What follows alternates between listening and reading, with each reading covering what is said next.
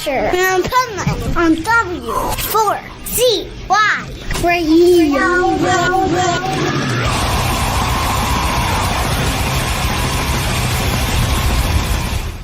Day by day, something's slipping ever faster towards the dark. This is the Pipeman here on the Adventures of Pipeman W4CY Radio, and I'm here with our next guest.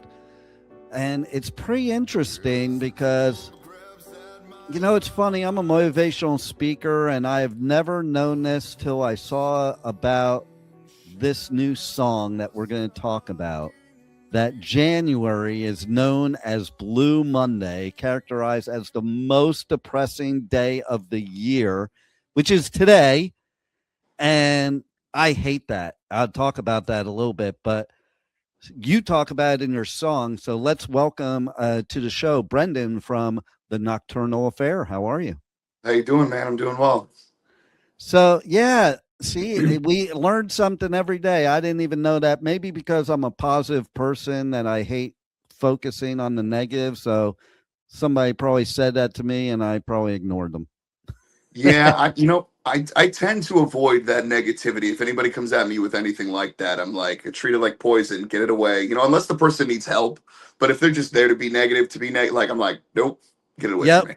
And it's a different story when you're writing a song, because to me, music is the best therapy. So that is where you should let the darkness out sometimes, I believe, you know, and I agree. It's a little different than somebody like, oh, it's the third Monday of January. It's going to be a bad day. It's more like, you know, we do go through bad times. We do go through dark times. We go through depression. We go through anger, all kinds of things. Even the most positive of people. That's the biggest misconception about motivational speakers. Like, nobody's that positive all the time. Well, it's not a matter that you never have darkness. It's just how you deal with things is a little different. So, it's choosing to see life a certain way. So you get ahead of it. You don't become a victim of life. Exactly.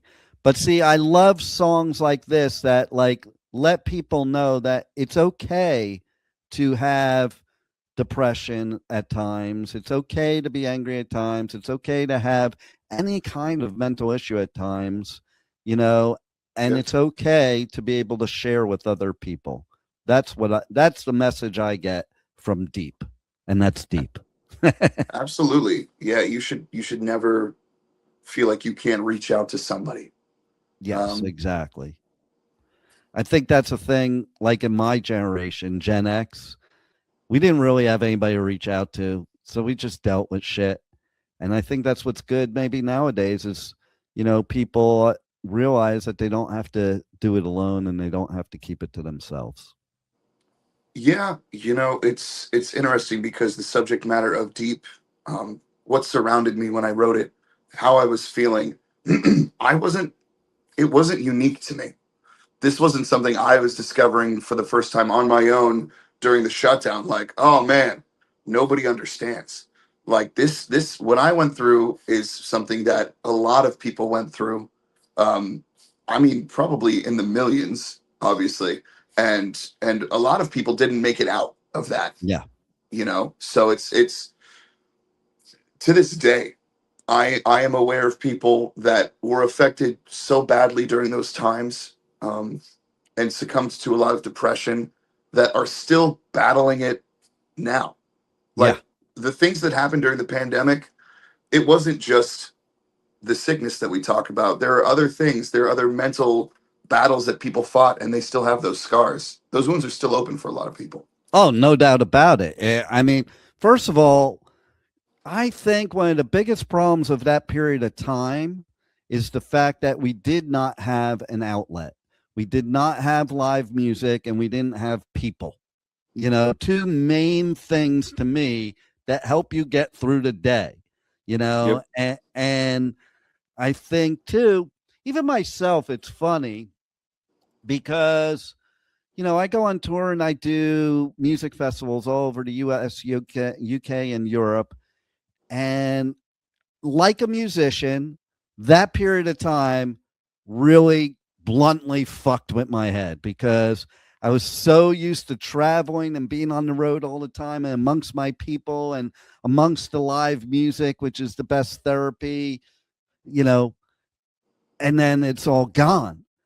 Now, what's interesting is, like, based on what you said, there is some after effect of it because then after we came back in the world, it's like every music festival was like, I went, okay, we got to make up for that time that was lost. And I went on like a 2 year, like not one break, you know, every single weekend it was another festival. And of course, since the pandemic, the 3 day festivals are now 4 day festivals plus a pre-party. So it's 5 days. So there's not even like time in between festivals.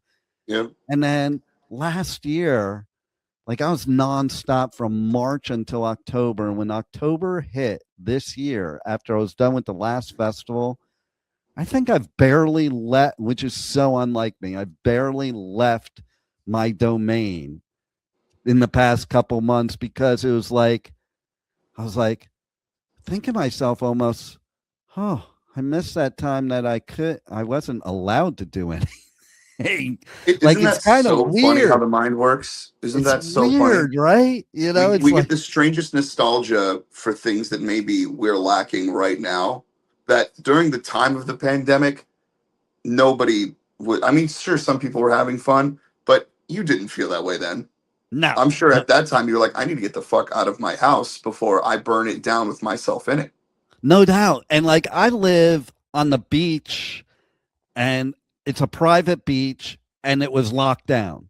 Like, are you kidding me? I can't even go on a private beach. Like, and that's like, you know, that's like solitude. That's like therapy. And I think everybody is still angry and pissed because of that time, which is why the whole world has all the bullshit going on right now, and especially here in the US with all the division and the attacking and arguing. I think it all stems from that time, to be honest. Our brain just got screwed up from that. I completely agree because I mean I lived it. You know, I'm usually an extremely sociable person. I've always been called a social butterfly.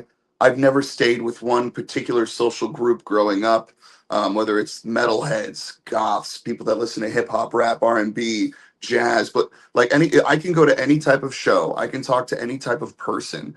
I was a salesperson when I was much younger. I could sell you $300 worth of loose leaf tea on your trip to Vegas, and you'd walk out of that shop going, "What the hell did he just do to me?" But even during that time, you know, the first major thing that Nocturnal did towards the end of that shutdown was the Chris Jericho cruise, and I just I think it was the first cruise since the shutdown. So we all had to go get our tests, and Yeah. if you passed the two tests, you had to do a bunch of other things. And even though we were all safe, when we got on the ship, do you remember how eerie it was to be around a crowd when things Oh, opened back up? oh yeah. Listen, If I'm like somebody you, got this close to you, it was like, oh, you want to fight? Like, oh, don't get fucking close to me. Who are you? I don't know you. And I right? remember being on that ship and we play the show. People would be like, yes, amazing. They want to talk to you. But then you get in their business or they in your, and it's suddenly like two dogs with the hair standing up on their backs. Like, oh, I don't know what to fucking do with you. What is this? Oh man, totally. Like same as you. I'm like a total extrovert. I'm in many social circles. It doesn't matter what it is. Like I'm just as happy in a mosh pit as I am a high society function. Like I can deal everywhere. And I remember the first show that I covered coming out of COVID was at the local. It was weird to me too because it was at the local amphitheater where our studios are and where I live. It's like a small town amphitheater, and it was uh, Dirty Heads and who the fuck else was it? Oh my god, That's Dirty Heads awesome. was it? Dirty Heads wasn't even the headliner. It Wow. was Dirty Heads and Sublime. Oh Sublime. my God. Okay, at this little amphitheater, like outside amphitheater for a local town. And I remember standing on stage, backstage, looking out at that crowd that I would normally, like when I cover festivals, sometimes I'll go up on stage, but most of the time I want to be out in the pit. I want Yeah, to it be fires you out in up. the crowd, you know. Yeah. And and I just looked out there. I was like, it looked like a petri dish to me. That's what I was imaging. Like if you were to do a cartoon, it was a Yep. petri dish. I'm like, I'm not fucking going out there. That's yeah. I remember when everybody was in the clear, and everybody had been vaccinated a few times, and everybody was busy arguing about that. And I'd go out and I'd be in a crowded space, and that that mentality would kind of kick in again, like, oh, I'm too close to these people. And it kind of feels weird to breathe. It kind of feels like, oh, they keep touching me. Like you touch somebody, you knock something, you're like, I gotta go wash my hands. I was like, what the fuck happened to me? What No is doubt. this? Even with like, even now, somebody coughs or sneezes, like the initial reaction is like stepping back. Yeah, I see people look at people that cough or sneeze like they've just insulted your mother. You know what Right. I mean? Everybody in the room's like, how dare you have a human response to your nose itching? I know, It's right? crazy. Oh my God. So just imagine, I mean, imagine that effect it had on people that already went into the pandemic with a little bit of, mental illness, mental trouble, Yeah. and they just had nothing but themselves to deal with. And then the constant fear being thrown at you from television and radio and all sources. There's so many people that are still just suffering, and Oh yeah. I want them to know they're not alone. And one of the things I take as a positive out of that lockdown for music specifically is that I think some of the best music we'll have in our lifetime came from that time. And I have a reason for that. And that is because we're locked down. You get a musician gets to jump off the hamster wheel that we were on for so long. And you get back to being creative because you're sitting there without having to write a song from one one tour stop to another without deadlines, and you just could go back to being an artist. I think a Yeah, lot of artists lost that, and hopefully they keep it going now and didn't just go back right in. But I think your song is a perfect example of what I'm talking about, and it does speak to that whole scenario of dealing with these things. And I'm sure you wouldn't have written stuff like this had you still been on the hamster wheel. no, no, I wouldn't. I still would have been a very angry person. I was very angry going into the pandemic. Um, I had I'd experienced a divorce years Mm, before that I had done nothing but run from for about 3 years and just try to cover up with alcohol and hookups. And I was a menace. And then we hit the pandemic, and I had to face that guy, and it yeah, was dark as fuck, man. It was dark as fuck.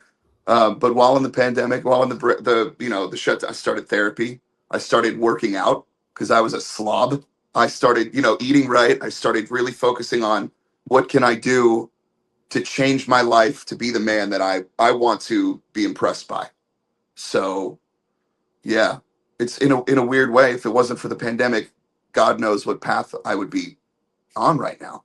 Like well, yeah. And you know what's interesting about what you said is the guy you want to be, and I think we have so many people buzzing in our head that period of time is what allowed that to happen, because probably before that you were being the guy everybody else wanted you to be.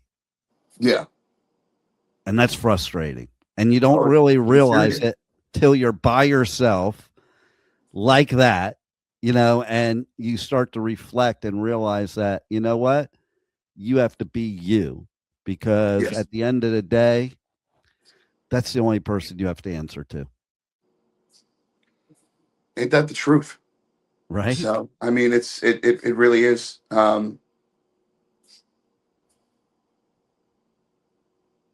that just brought back a ton of memories I didn't realize I still had. But Yeah, see, look at that. You yeah, know? wow. And that's why this song is so important. Because and I love that you did what I always advise people to do. You made the song one word, the title of the song, instead of an explanation, because that word explains it all. Yeah. It's just it when I wrote the song, I felt like I was drowning on the deep end.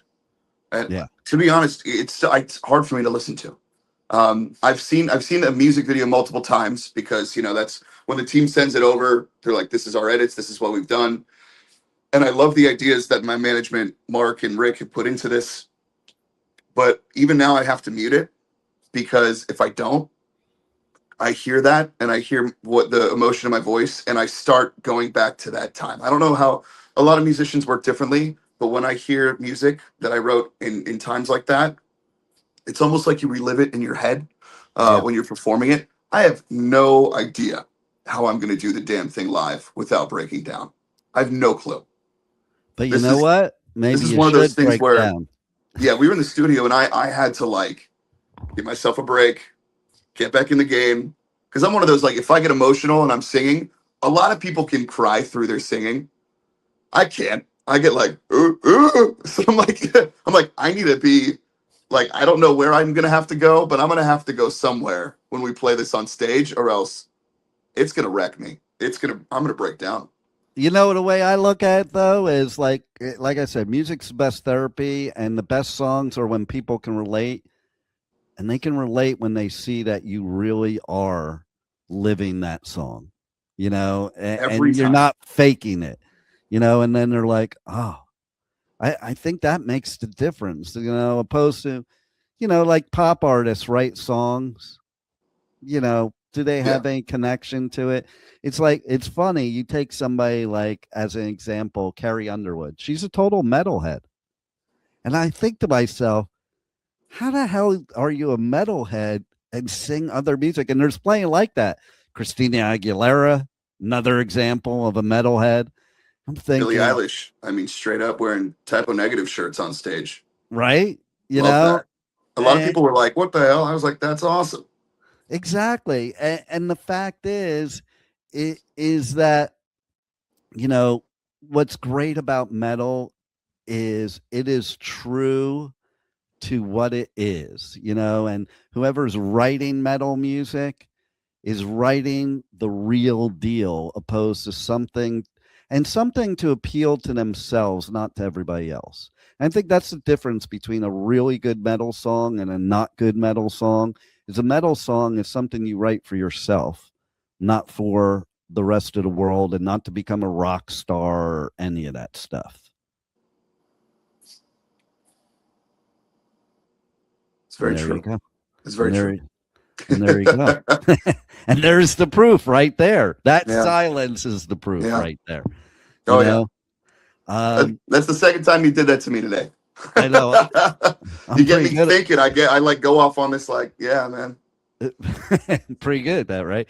But that's what we want people to do that are hearing this song too, to think and to relate. Because isn't that what being an artist is? We write stuff for ourselves, but then people put their own meanings to it. The best artists, to me, don't get pissed off when somebody puts a different meaning to it. Like, because your meaning and my meaning could be totally different, but it's still the meaning Well, is yeah. mine. Look at Hurt.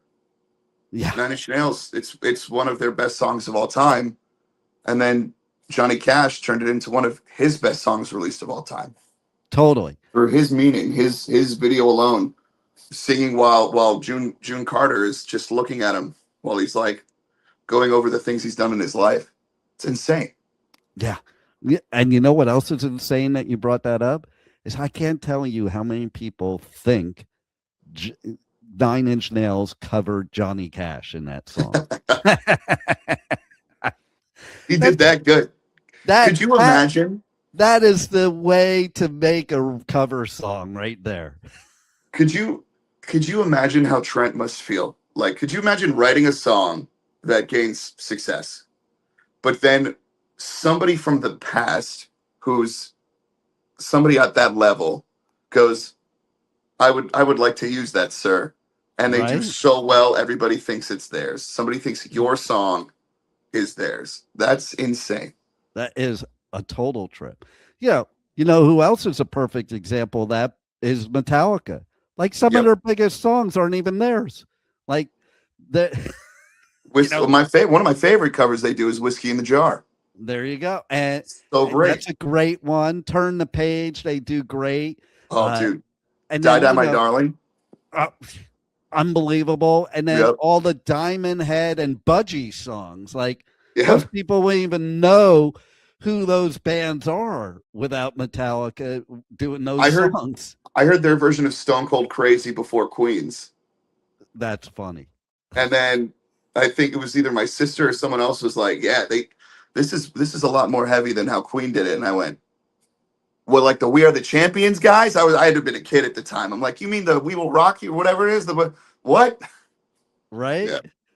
And that's when it's respectable, in my opinion, to do a cover anyway, where you put your own spin on it. You can't do it better than the original artist if you do it the same way the original artist did it. Yeah. And I think that holds true for Hurt. Johnny is Johnny. Like he's not going to be an industrial dude, you know. So he put his spin on it, and it is badass. I love both versions, to be honest. Yeah. I love a good cover. I mean, obviously we've done a few, so it's because I just can't like, dude. I had that version of "It's No Good" by Depeche Mode. It was just playing around in my head for years, and we finally did a demo of it. And my team was like, "That's a single," and I went, "That song's not ours." And they were like, "No, it's cool. Just drop it as a cover." I was like, "I don't know, man. Like that's pretty bold, but I don't want to piss anybody out. Like that's or maybe I do want to piss people out, but not for that reason." Right? And it worked. It worked. But a lot of people in America don't know that it's Depeche Mode, so they'll just tell us they like that song. But then the moment we landed in the UK, of course, everyone was like, "Holy fuck!" Of all the Depeche Mode songs, that one. Right? And I think there is a benefit to crossing genres as far as covers go. Because look Yeah. at some of the best punk songs were covers for sure, but nobody would know because it was made so punk. And you take like the Beatles. The freaking Beatles took so many songs that were covers, and people probably think they're all Beatles songs. Oh yeah, Sinatra did the same. Dean Martin, all the old crooners. You know what I mean? It's like a good song's a good song. Elvis, one Yeah, of his most famous songs of all time is Unchained Melody, and that's not even his song. right. Exactly. So I love it. But I love deep. And that's what's important. And I know Thank you. you got a lot more coming out this year. You're going to be Got a very, few. very busy. Yeah, maybe a couple. So people have to, check you out if they haven't already and be on the watch out. How do they connect to you guys on socials, on the web? Check out the new music, but also be informed of everything that's coming down the pike in 2026. Yeah, I mean, if you want to see the Deep video, and it's the trilogy it belongs to because it actually started with "Cross Me Out." That music video leads into our single "Benefit of Doubt." And then that music video leads into Deep. The songs themselves have no connection, somewhat. Although "Cross Me Out" and "Benefit of Doubt" are semi-connected subject-wise, but I'll talk about that another time. But the videos themselves were created as a trilogy by management, and I kind of was just like, "Take the reins. You've got an idea. Let's go." Mark was kind of like, "Yo, I've got this idea. I don't want to delve into it too much. I just want to do it. I need you to trust me. We're using some new style technology to film it, and I can't tell you what it is, but I can promise you 3 crazy videos. Like, let's go have fun." And I was like, "Let's do it." Nice. So, and then even my other manager, Rick, had some hands in Deep and the stylings of it, how it looked, how it felt, and those guys just blew me away with it. I never would have imagined what they would have done with that, with the music and the visuals. So I very love happy it. with it. I Yeah. love it. Oh, And and they so, can connect with me via, I would say, Instagram, TikTok. Our website, Nocturnal Affair, has all the links, but the Nocturnal Affair on Instagram, the Nocturnal Affair on TikTok. Subscribe to our YouTube page. It's probably the best way. so I have a question for you. Okay, did you start your TikTok during the pandemic or after? Um, I believe before even the pandemic, I think I just saved the page and we didn't do anything on it until a couple years ago. And Because I I was think we're still trying to figure out, the best way to approach TikTok because what's hot on TikTok sometimes doesn't, connect with an up and coming rock band. right, It's more, trying to figure out the right way to fit um, genuine artistry with maybe a teenager doing a dance in front of a mirror. You know what I mean? It's like I don't think about kids dancing in front of cameras when I write my songs. right. So um, it's hard to sometimes relate to that. And this is by no means like a get off my lawn kind of thing because I love TikTok. I find a lot of funny content on TikTok. I find a lot of really cool nerdy shit on TikTok. A lot of great horror shit, like like classic horror movies. TikTok is like one of my favorites. Um, I'm following a lot on like the Vampire Lestat series coming up. There's a bunch of TikTok stuff on that, but it's trying to figure out how to fit into that world is so funny. And then I can go and post a video of my bassist snoring on tour to some funny music on Instagram and it gets 2 million hits. Listen, you're preaching, man. Like, It is true. So my daughter and her husband, who was boyfriend at the time, they started a TikTok way back, and basically my daughter and her husband at the time especially were the only people of their generation that really did not understand social media nor give a shit about it. yeah. And so my son-in-law, he's like big into Rubik's cubes, okay? And he ain't a kid. Like he's a Marine. He's out of the Marines now, but I laugh like he was a Marine. He was in the Marines. He's a Marine, and he's playing with Rubik's cube.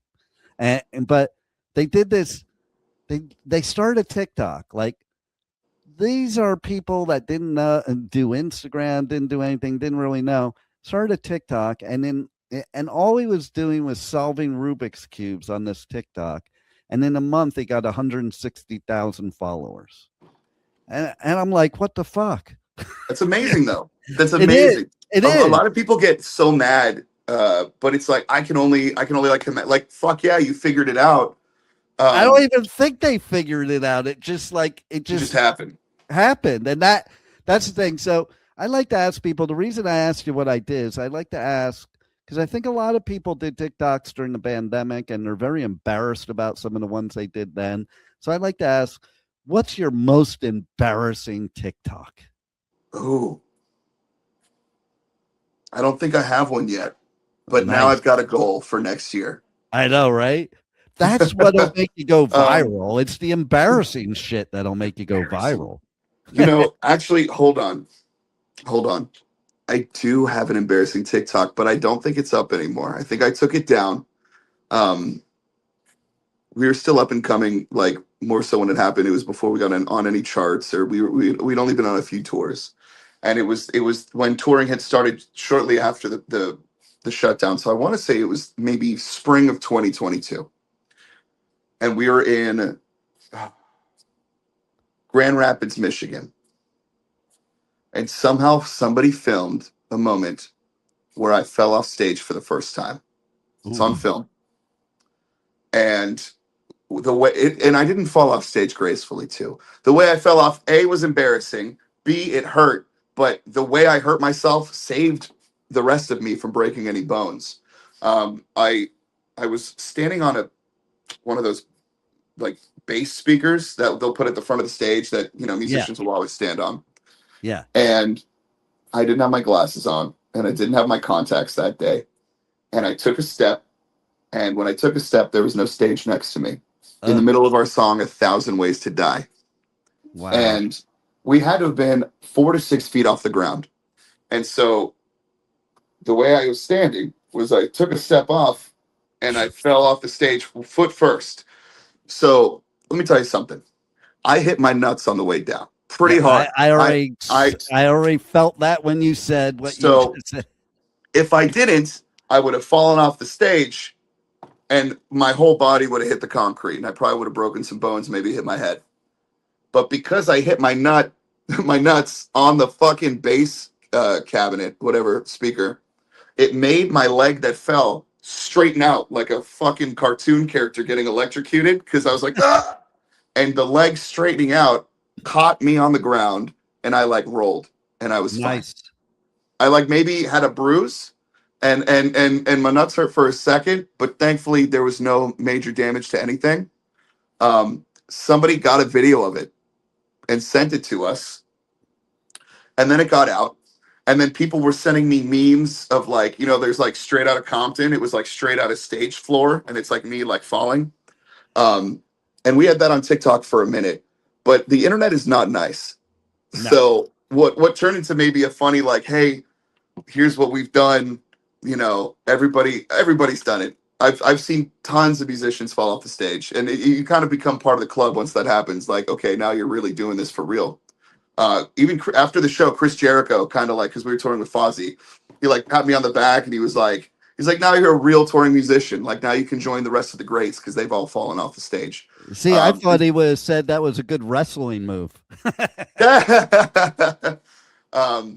So yeah, Chris was always so cool to tour with. And so after a while, like, and I mean, years after, like, you know, 23, 24, people were still finding that TikTok and just saying like the meanest shit. And I was like, all right, like, come on, guys. I can joke about it, but seriously, like, where do you get the time to say this shit? That's where TikTok has gone downhill, in my opinion, because during the pandemic, it was like all the assholes that you would have on Facebook and everywhere else weren't on TikTok. And TikTok was just this fun, great thing. And now even TikTok's taking itself too seriously. And it's like people are on there and it's not fun anymore. And the hate and I just. What I found is people are especially fast to either be the devil's advocate, to be very cynical, just to be cynical. But also it's the passive aggressiveness. Yeah. The way they can disagree and then say, but whatever, or like the way they turn their comments into this passive aggression that can stab you.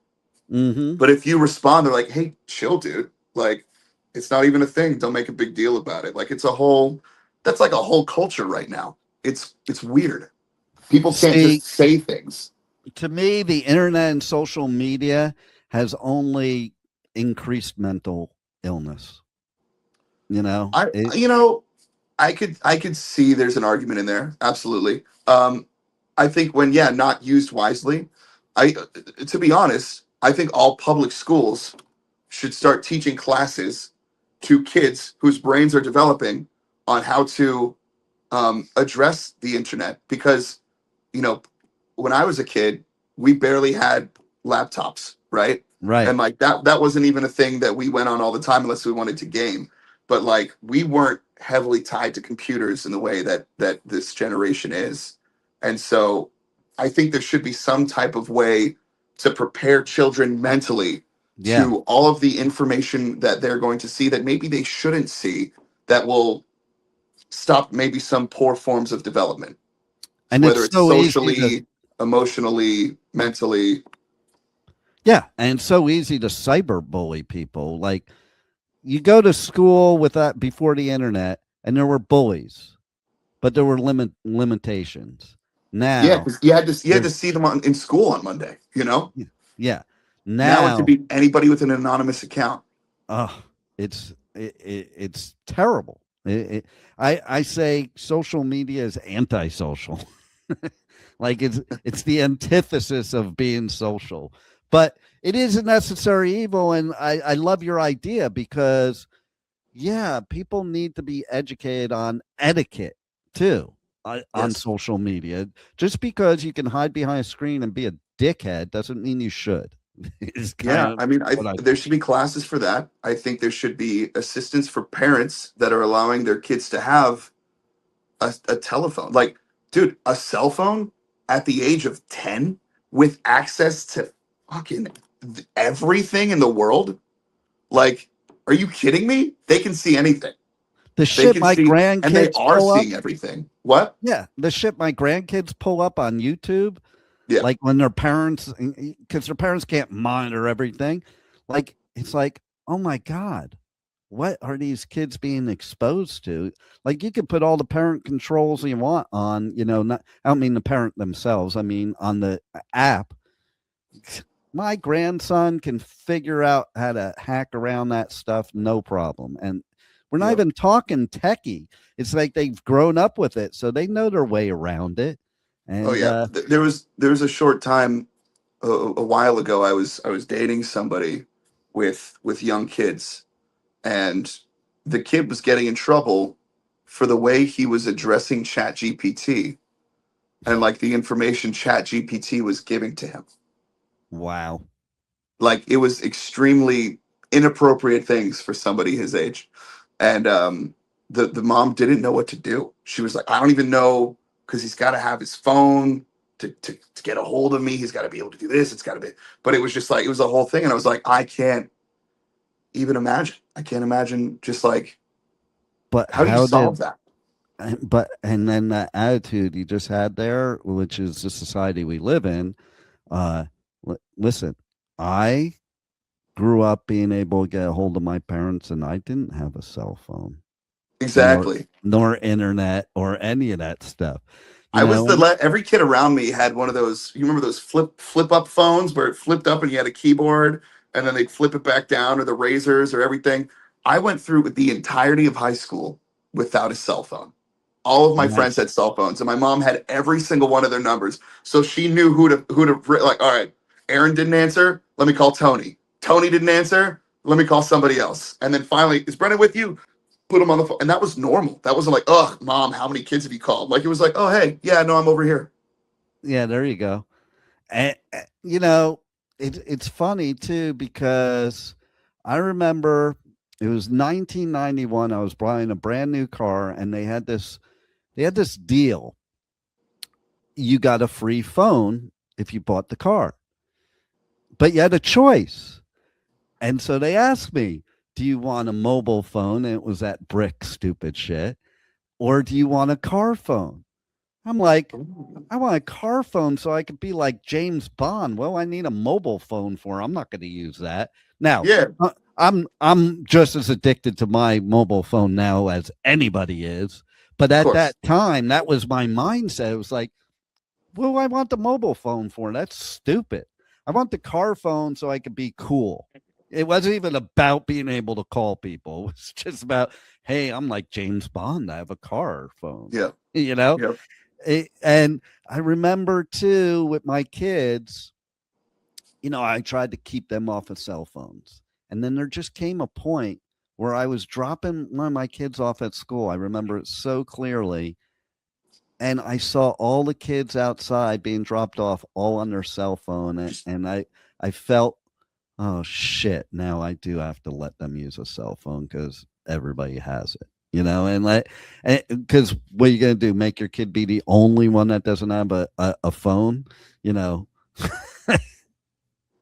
Yeah, that was my parents. I right? was like, dude, everybody's got one, and we're gonna go to the. How can I get a hold of you? And my mom was like, you know our phone number. You got quarters for a payphone. Like you're fine. Right? Exactly. Which I'm actually grateful for. Like I got to. I just lived life. Like we just did kid shit. You know what I mean? Got into trouble. Went to the mall. Got in trouble there. You know what I mean? Did whatever fucking teenagers did.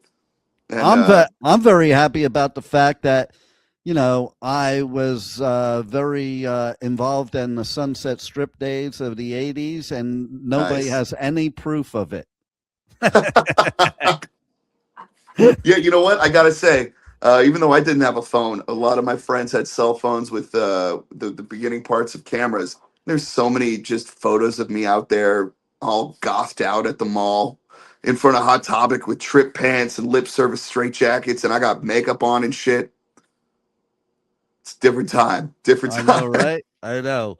Oh my God. It is interesting. Like, I go to these festivals and see all these people watching the festivals through their phone, and I'm thinking to myself, I think back, and I'm like, now when I go into a mosh pit, I have to like hand my phone to somebody before I go in. And I do think to myself, I'm like, I didn't have to worry about that shit.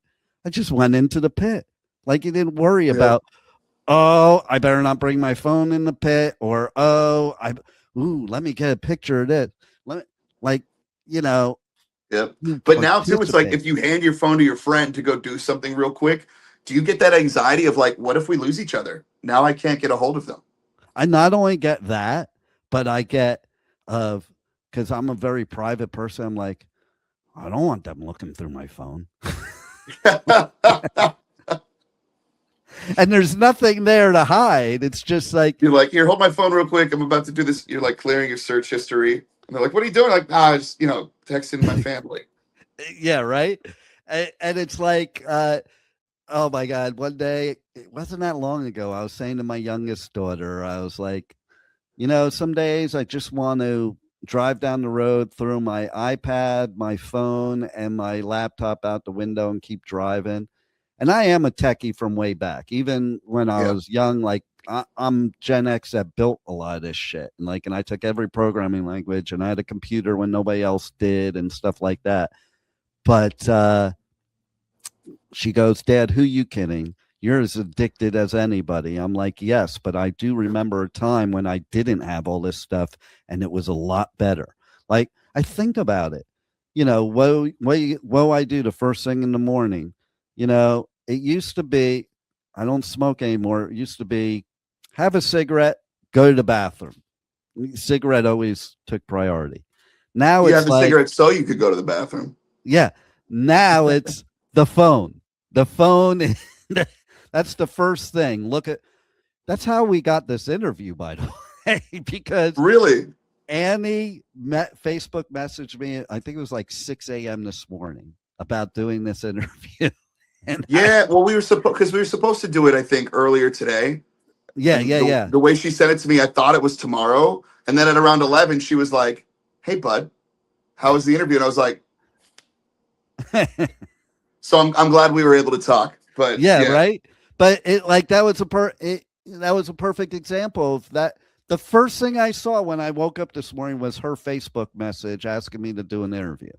And that's why everybody's so stressed out all the time and anxiety. I mean, come you're on. like, what if I miss Like, this next thing? I have to look at it all the time. I could oh, have, oh my yeah. God. I went to see the Megadeth movie for the new album, and I was like, I was in that movie theater for 2 hours, like, fuck, I want to look at my phone. Maybe I need something. That's it's like you start getting like weird when you gotta do things and you don't, and you're not using your phone, or you don't have your phone. And I think back to a time when I didn't give a shit.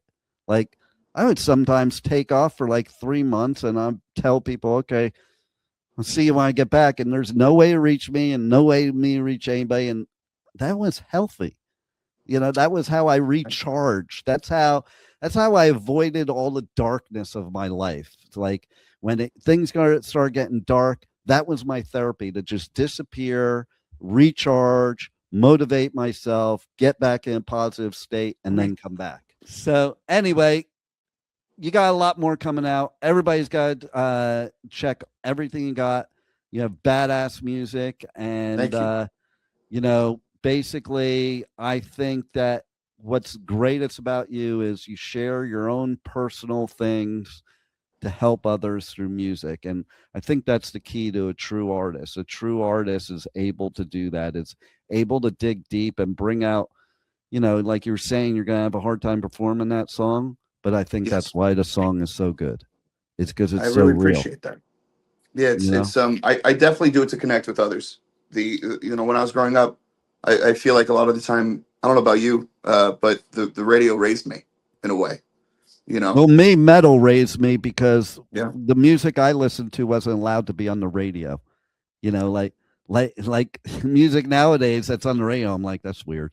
Yeah.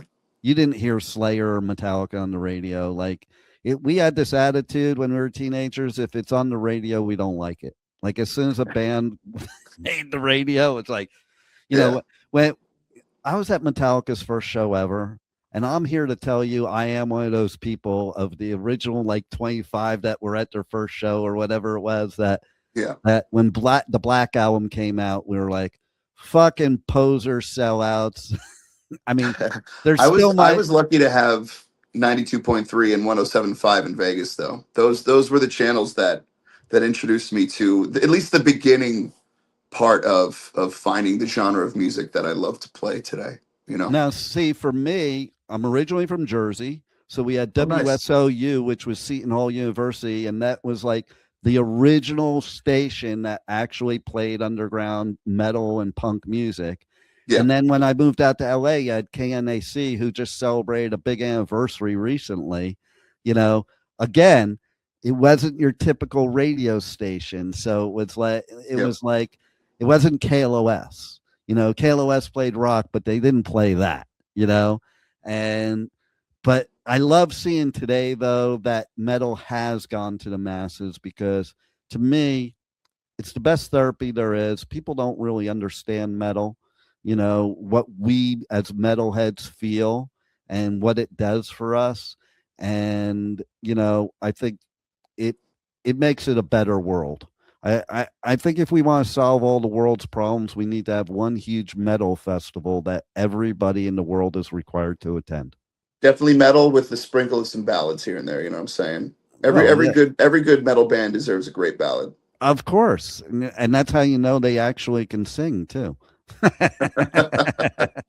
Yeah, there's so many like artists that have done ballads. I'm like, wow, they really can sing, and that's why I have the argument now. But like, people don't get it. The screamers, they know how to sing. They choose to sing like that. Oh, yeah. And very well. I think people don't realize it's really hard to sing that way. I sang thrash metal, and I didn't know how to do it technique wise, and I was burning out my throat every time, and it definitely is a talent. And I think people should realize that. And you definitely have the talent. I also love the name of your band, the Nocturnal Affair. It just sounds pretty cool. Thank you.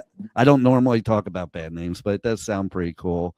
And Deep says it all. And I can't wait you got 6 video premieres being launched this year.